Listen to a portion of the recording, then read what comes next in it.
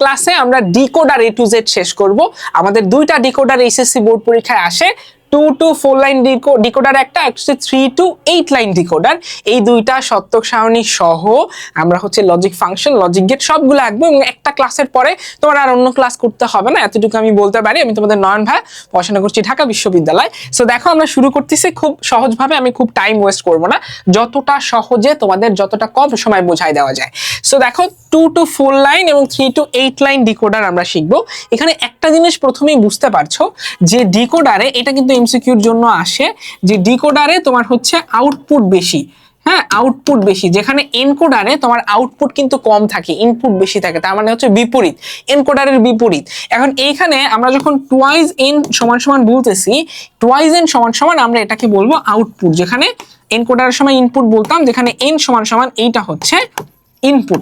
তার মানে আমি যদি ইনপুট 2 দেই, ধরো আমি হচ্ছে ইনপুট দিলাম 2, তাহলে আউটপুট হবে 4। আবার ধরো আমি ইনপুট দিলাম 3, তাহলে আউটপুট হবে 8। That means input com, output আমার বেশি। সো এরকম দিয়ে এমসিকিউতে যদি বলে এন এর মান 2 হইলে তোমার হচ্ছে, ধরো এখানে বললো যে আউটপুট সমান সমান 8, তাহলে এন এর মান কত, বা এটা কোন ধরনের, এটা কি ডিকোডার না এনকোডার, এই ধরনের প্রশ্ন হইতে পারে। সো এটা একটু বলে রাখলাম। এখন আমরা ডিকোডারের সবার আগে যেটা আমরা শুরু করবো সেটা হচ্ছে 2 to 4 লাইন ডিকোডার। হ্যাঁ, 4 লাইন ডিকোডারটা আমরা যদি একটু করি, সিম্পলি আমাদের পরীক্ষায় এরকম ডায়াগ্রাম দিয়েও দিতে পারে যে আমার হচ্ছে এখানে দুইটা হচ্ছে ইনপুট যাবে এবং আউটপুট হবে আমার 4টা। সো দুইটা ইনপুট ধরো XY, এখানে আউটপুট ধরো আমার হচ্ছে D0 D1 D2 D3 এরকম। সো এরকম দিতে পারে, তাই না? এবং অথবা এইভাবে এখানে এটাও দিতে পারে যে ধরো হচ্ছে টুয়াইজ এন, যে এন এর মান যদি 2 হয়, এখানে কিছু না দিয়ে একদম এখানে কিছু দিল না, এন এর মান যদি 2 হয় তাহলে এটাকে তুমি ব্যাখ্যা করো। সিম্পলি এরকম প্রশ্ন আসতে পারে, বা যেভাবেই প্রশ্ন আসুক, এনকোডার ডিকোডার থেকে যেভাবেই প্রশ্ন আসুক, আমরা 3টা জিনিসই করব: সত্যক সারণী, লজিক ফাংশন, এরপরে সেখান থেকে গেট আঁকবো। সো 2 to 4 লাইন ডিকোডারের ক্ষেত্রে আমরা যেটা করব, আমরা প্রথমেই সত্যক সারণী আঁকবো। আমরা যেহেতু 4টা আউটপুট হবে আমাদের, 4টা আমি যদি ঘর দিই 1 2 3 4, এবার আমার প্রথম ইনপুট হচ্ছে 2টা, আউটপুট হচ্ছে 1 2 3 4। আমি একটু দ্রুত আঁকছি যাতে করে তোমাদের সময় নষ্ট না হয়। এইবার আমি হচ্ছে আমার প্রথমে যেটা দিব সেটা হচ্ছে XY, ইনপুট সবসময় বাম পাশে হয়, এরপরে output D0 D1 D2 D3। ইনপুটের ক্ষেত্রে আমি যেটা ফলো করব সেটা হচ্ছে যেটা বরাবর করি, 2টা 0 2টা 1, একটা 0 একটা 1। ঠিক আছে, ডিকোডারের ক্ষেত্রে কিন্তু ব্যাপারটা একটু ডিফারেন্ট ছিল। এই পাশে আমরা একদম এই ডি, সোজা কথা যেগুলা বেশি থাকবে ওইগুলা তুমি ডি দিয়ে প্রকাশ করবা, এবং ডি যেখানেই দেখবা সেখানে তুমি একদম প্রথম ডি থেকে শুরু করে কর্নার থেকে এই কর্নার পর্যন্ত দিয়ে যাবা। অন্যভাবে বললে প্রথম ডি এ 1 দিবা, এরপরে 1 ঘর বাদ দিয়ে 2 ঘর বাদ দিয়ে 3 ঘর বাদ দিয়ে 1 দিবা, বাদ বাকি সব কিছু 0 দিয়ে দিবা। এই কিন্তু আমাদের সত্যক সারণী ফুল আপ হয়ে গেল, একদম ফিল আপ হয়ে গেল। সত্যক সারণী কিন্তু সমস্ত জায়গায় কি বসাবো এটা কিন্তু শেষ হয়ে গেল। এখন আমরা কি করব, আমরা 4টা যে আউটপুট সেটা বের করবো। যেমন D0 ক্ষেত্রে আমরা একটু বের করার চেষ্টা করি, আউটপুট গুলোই তো আমরা বের করি। সো এখানে D0 এখানে 1 কোথায় আছে, আমরা যেহেতু সবসময় 1 নিয়ে কাজ করি, তাই না? তাহলে 1 আছে এইখানে। এখন 1 এর এইখানে দেখো এই সারি নিয়ে কাজ করব এখন। তাহলে এখানে x এর এখানে 0, y এর এখানে 0, তাহলে 0 থাকলে আমরা দিব x0 into y0। ঠিক আছে, পরেরটায় যদি চলে যায়, এখানে আর কোনো 1 নাই, পরেরটায় চলে যাব, তাহলে D1। আমি তোমাকে বোঝাচ্ছি কেন নট দিলাম। এইখানে দেখো x এর মান 0, y এর মান হচ্ছে এই যে এই সারিটা, x এর মান 0, y এর মান 1। x এর মান যদি 0 থাকে তাহলে আমরা সেটার উপরে নট দিব, y এর উপরে 1 আছে তাহলে আমরা সেটার উপরে নট দিব না, সরি এখানে নটটা হবে না।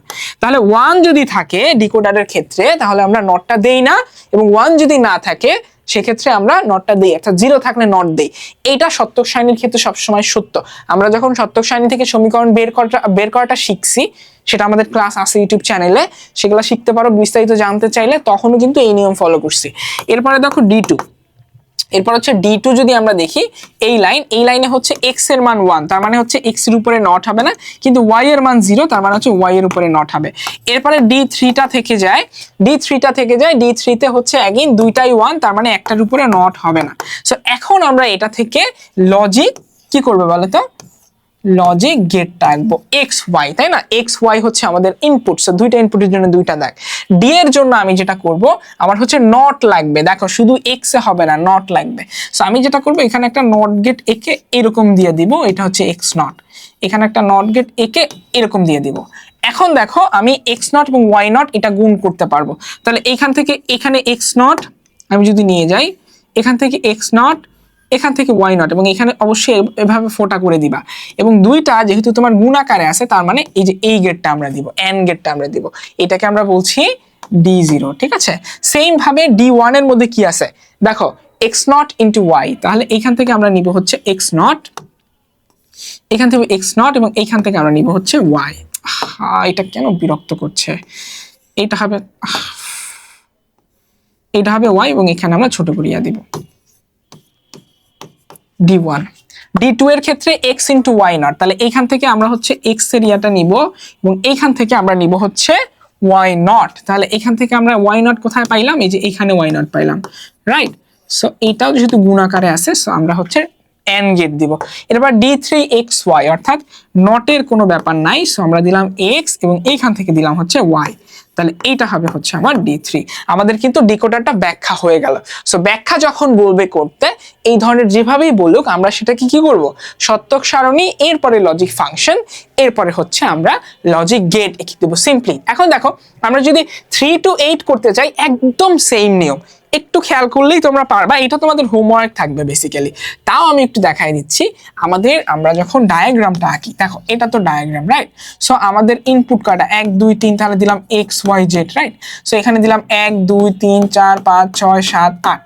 So D0 D1 D2 D3 D4 D5 D6 D7, ঠিক আছে, এভাবে করে দিয়ে দিলাম। এখন আসো সত্যক সারণীর ক্ষেত্রে আবার কি করতে হবে বলো তো, আবার এই দিকে 8টা সারি দিব আমরা, যেহেতু 8টা ঘর, 1 2 3 4 5 6 7 8, ঠিক আছে। এখন আসো আমরা ইনপুট দিব কয়টা, 1 2 3, 3টা ইনপুট, কিন্তু আউটপুট অনেক বেশি, দেখো 8টা, 1 2 3 4 5 6 7 8, ঠিক আছে। এইভাবে করে আমাদের 8টা আউটপুট, যেহেতু আমরা দিলাম 8 বার।